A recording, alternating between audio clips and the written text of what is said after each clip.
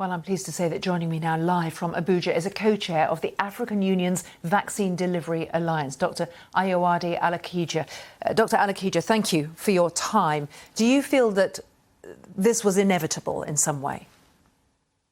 Thank you, Philippa. It was absolutely inevitable. And may I say firstly that had the first SARS-CoV virus, the one that was first identified in China last year, originated in Africa, it is now clear that the world would have locked us away and thrown away the key. There would have been no urgency to develop vaccines because it would have been expendable. Africa would have become known as the continent of COVID. What is going on right now is inevitable. It's as a result of the world's failure to vaccinate in an equitable, urgent, and speedy manner. It is as a result of hoarding by high-income countries of the world. And quite frankly, it is unacceptable. These travel bans are based in politics and not in science.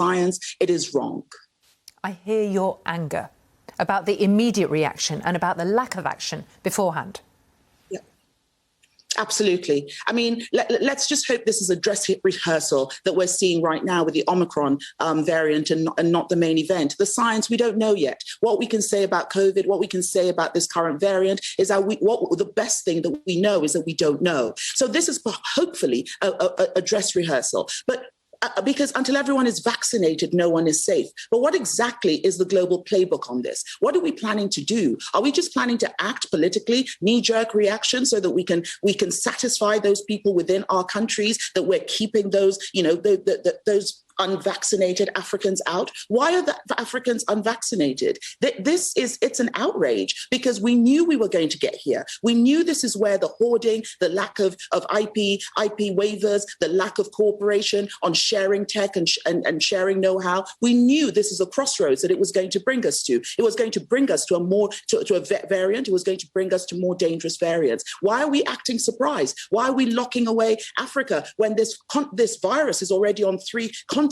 Nobody's locking away Belgium. Nobody's locking away Israel. Why are we locking away Africa? It is wrong. And it is also time that our African leaders stand up and they find their voice. African leadership need to sit up in this moment. Our presidents need to wake up in this moment and realize that this is not business as usual. Their continent is at stake. Our lives are at stake. And we cannot allow the world to do this to us.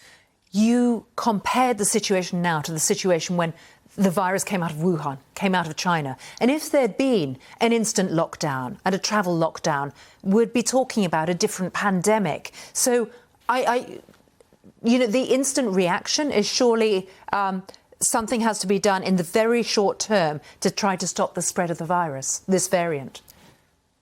Absolutely, Philippa, but something needs to be done to everywhere. My recommendation is have a coordinated global shutdown of travel for the next month if you want, but don't single out Africa. Don't single out South Africa. Botswana actually is where the virus was first identified. But do you know what was going on with Botswana a few months ago? The Botswanan government ordered 500,000 Moderna vaccines at $29 per dose, much higher than the rest of the world paid. They did not get those vaccines because other people jumped ahead in the queue. Moderna supplied to other countries and did not supply to Botswana. And so now we have a variant. Do we know where this variant originated? No, we don't even know that yet. It could possibly be that the excellent science in South Africa has shown it up, but it could very well have come from anywhere else. This is discriminatory, it is xenophobia, and it is wrong. Let us follow the science. Let us not follow politics. Let us share the know-how. Let us allow African countries and others